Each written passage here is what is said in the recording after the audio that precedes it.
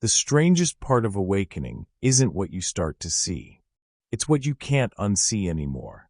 One day, almost without warning, the life that used to fit you starts to feel off.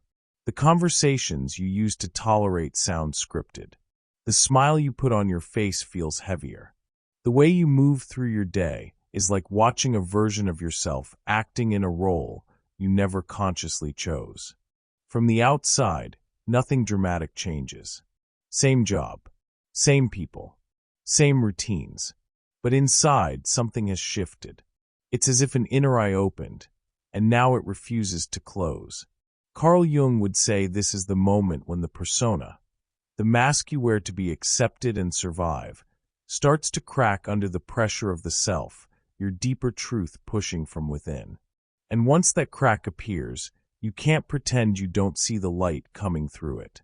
You can try to go back to normal, but something in you knows normal was never really yours. You start to notice how much of your life was built to keep you comfortable, not conscious. You feel the split between who you are and who you perform. You sense that the roles, the expectations, the constant need to be fine don't ring true anymore. This is where spiritually awake people cross a point of no return. Because after awakening, you can't ignore the quiet inner voice that used to be easy to drown out. You can't unsee the emotional games, the subtle manipulations, the places where you betray yourself just to belong. And you can't keep calling it fate, when in reality, these are patterns you've been repeating for years. In this video, we're going to explore exactly what spiritually awake people can't ignore anymore, through the lens of Carl Jung. Not in a distant, mystical way, but in the raw psychological reality of everyday life. Once you recognize these things in your own story, you'll understand why, after awakening, you really can't unsee it. When awakening begins, most people don't first notice the universe. They notice a fracture inside themselves. For a long time, you've learned how to be someone in the world. The reliable one, the funny one, the strong one, the accommodating one. This someone is what Jung called the persona, the version of you crafted to be liked, approved, praised, or at least tolerated.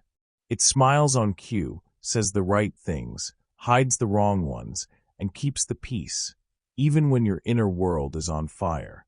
At first, this mask doesn't feel like a mask. It feels like survival. You adapt to what family, culture, religion, or work expect from you, and you get used to thinking, this is just who I am. But awakening starts when that sentence stops feeling true. You begin to feel two currents inside you. One that keeps saying, just keep going, don't cause trouble, stay the same. And another that whispers, this isn't you anymore, and maybe it never was. Little things start to bother you in ways they never did before. You notice how often you say, yes, when your whole body wants to say no. You feel how your energy drops after certain conversations where you had to play a role. You catch yourself laughing, agreeing, performing, and in the background a voice quietly asks, why am I doing this? From a Jungian perspective, this is the tension between the persona and the self becoming conscious. The self is not your best behavior or your spiritual costume. It's the deeper organizing center of your psyche, the part of you that knows what is true for you, even when it is inconvenient, even when it threatens your old life. Before awakening, you could still ignore this inner split. You could push it down, blame stress, say you're just tired, tell yourself everyone feels this way. But once your awareness crosses a certain threshold, you can't ignore it anymore. The dissonance becomes too loud. The gap between who you are on the outside and who you are on the inside starts to ache like an old wound that has finally woken up. This is why many spiritually awake people look fine from the outside, but feel like they're quietly falling apart inside. It's not that they are broken. It's that their soul is no longer willing to cooperate with a life built entirely around a mask. The performance that once protected them now feels like a prison. And this is the first thing awakening won't let you unsee.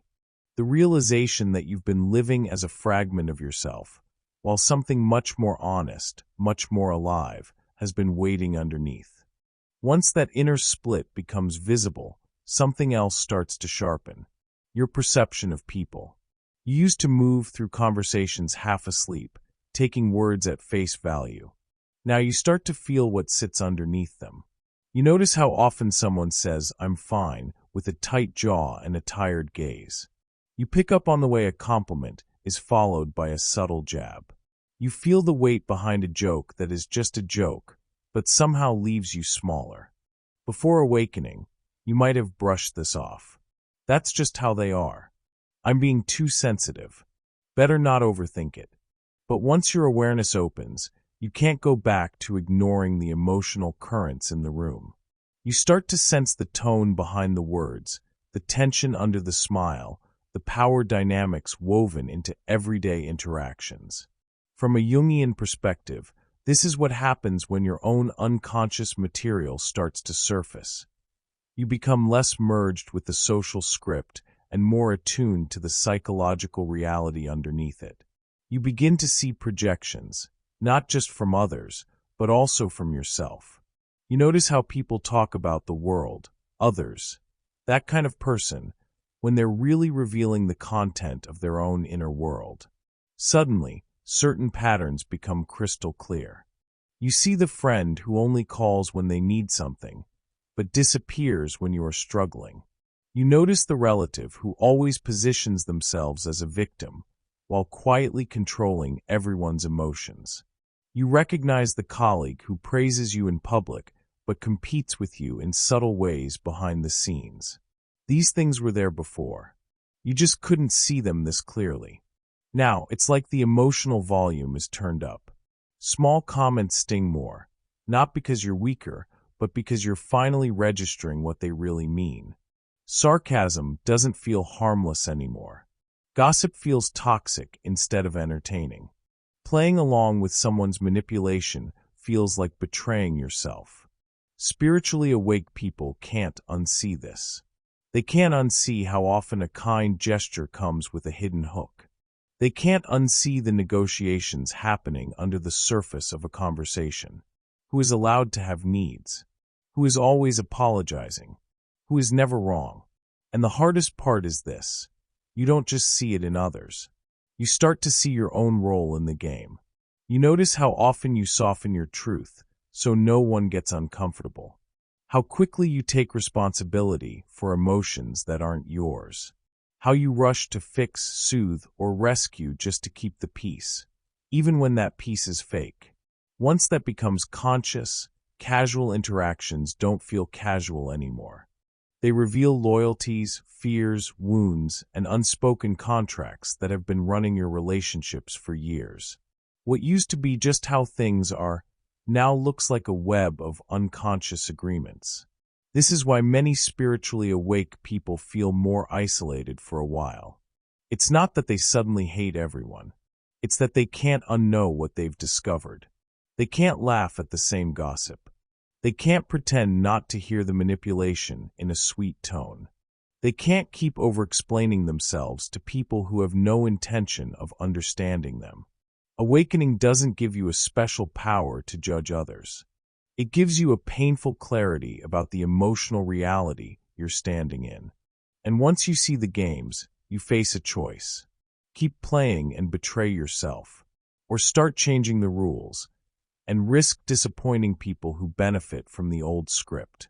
That's the second thing spiritually awake people can't ignore anymore. The realization that much of what passes for connection is actually negotiation, protection, and projection, and that their soul is no longer willing to pretend it doesn't notice. It often begins like walking through your own house at night, a place you've lived in for years, but suddenly every corner looks different. The familiar shapes turn into silhouettes. The quiet becomes loud. And things you never noticed in daylight stand out with an almost unsettling clarity. That's what it feels like when your shadow steps forward. For most of your life, you learned how to hide the parts of yourself that felt inconvenient, embarrassing, too intense, too emotional, too much. You tuck them away the same way someone slips clutter into a drawer right before guests arrive, quickly, instinctively, hoping no one opens it. But awakening is the moment the drawer slides open on its own. You start noticing patterns you once explained away. Why you shut down when someone raises their voice. Why you cling to relationships that hurt you. Why a simple comment can ruin your whole day. Why you sabotage things right when they start going well. These used to feel random. Now they feel like messages. Jung believed that the shadow isn't the dark part of you. It's simply the unlived part, the truths you pushed into the unconscious because you didn't yet have the strength to face them. But when your awareness expands, those parts stop whispering and start knocking. You realize that the anger you thought you didn't have shows up in passive-aggressive comments. The fear you claimed you'd outgrown appears in your hesitation to take risks. The wounds you insist are healed still bleed in small, subtle ways. And the hardest part? You can no longer blame these reactions on circumstances or people. You begin to see your own fingerprints on the things you always thought just happened to you. This is the moment spiritually awake people feel both liberated and exposed. Because seeing the shadow isn't a punishment, it's the first step of integration. But it's also the end of your old excuses. You can't pretend you're always the helper when, deep down, resentment builds. You can't pretend you're fine when your body tightens every time you swallow your truth. You can't pretend to be easygoing when your silence is actually self-abandonment. Before awakening, you could ignore these contradictions and call them personality quirks. But once consciousness expands, every emotion, trigger, habit, and fear starts to look like a trail leading to something deeper. And you know you have to follow it. Not because it's pleasant, it isn't, but because the cost of not following it has become too high. Once you see your shadow, you can't unsee it. It becomes impossible to keep performing a version of yourself that no longer feels true. And in that uncomfortable honesty, something extraordinary begins. You stop fighting the parts of you that were never enemies, only exiles waiting to come home. At some point of your journey, it's not just your inner world that feels different. The rooms you walk into start to feel different too. Places you used to tolerate now feel strangely heavy. The office that once felt busy now feels suffocating. Certain family gatherings leave you drained for days instead of hours. You notice how your body tightens before your mind even forms a thought. Awakening makes you painfully sensitive to something you always felt but never named. The cost of staying where your soul can't breathe. For years, you might have told yourself, that's just how work is, or every family has problems, or no relationship is perfect. You minimized, rationalized, and spiritualized your way through situations that slowly eroded your sense of self.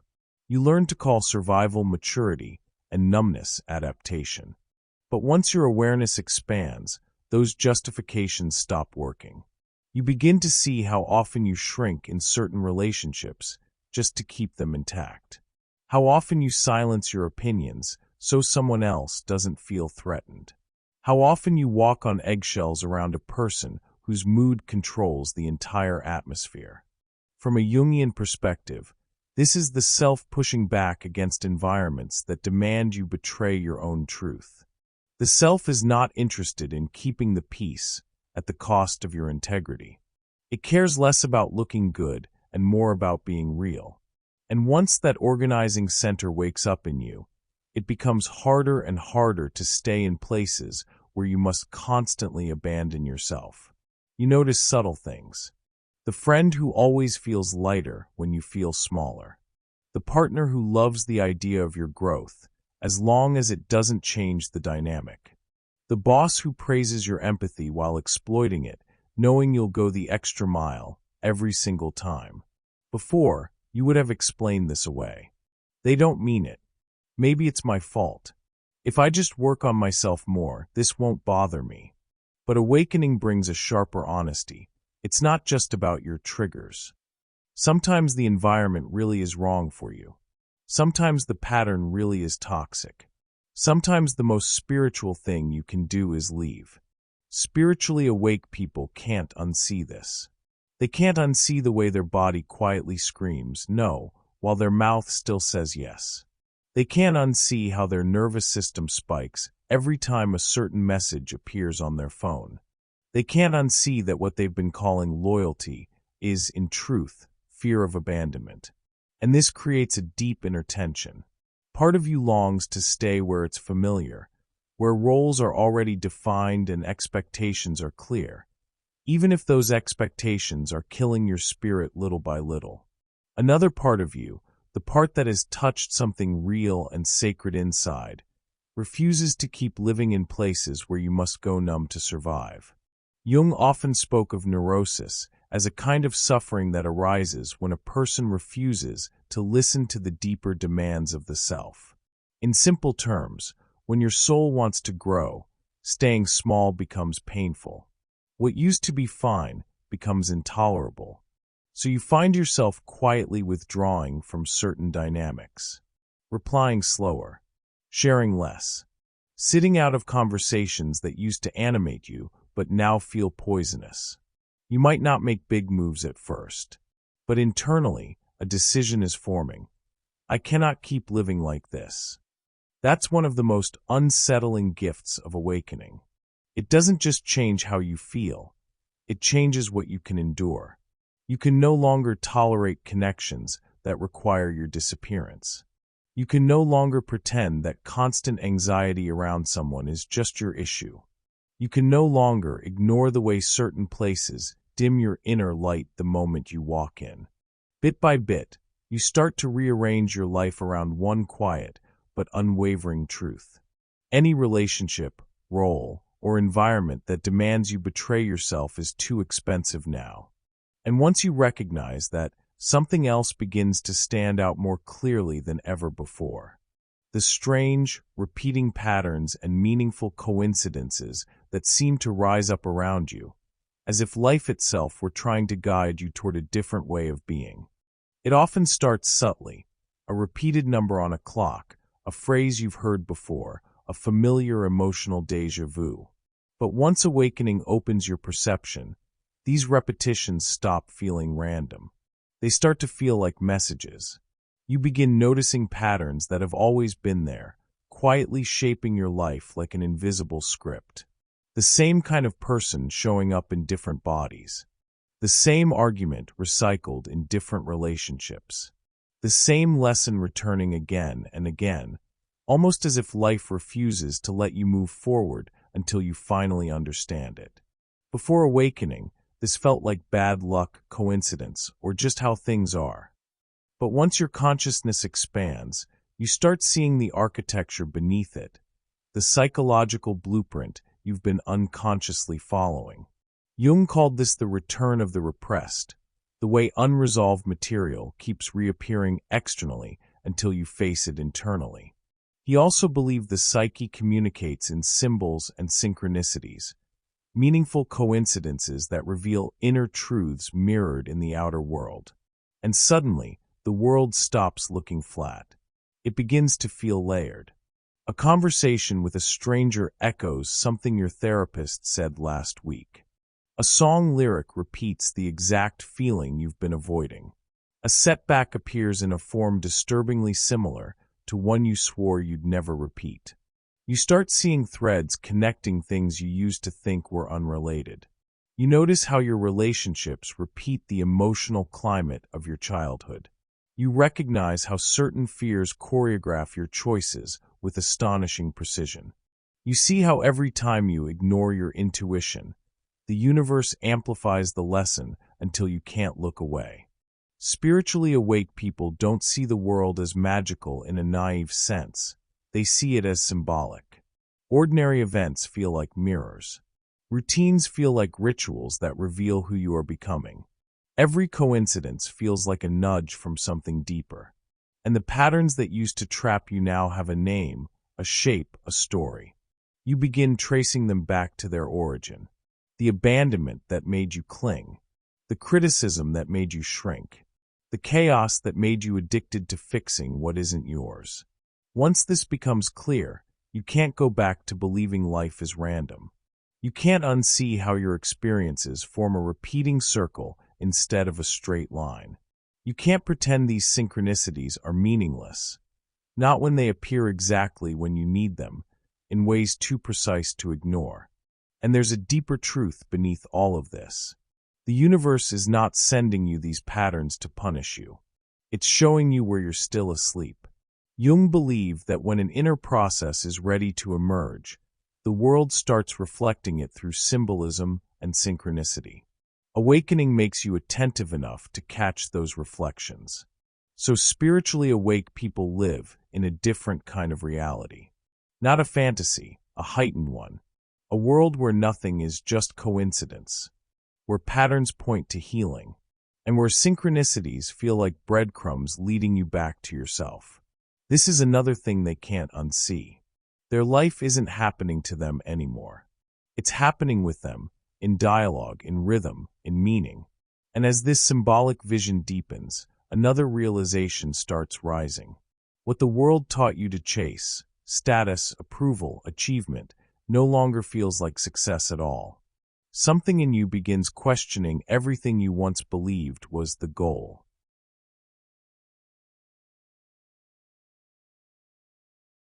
Success used to be a simple equation. You thought you knew what you were supposed to want. A job that sounds good when you say it out loud. A relationship that looks good in photos. A life that makes other people say, "You're doing well." Maybe you chased that for years.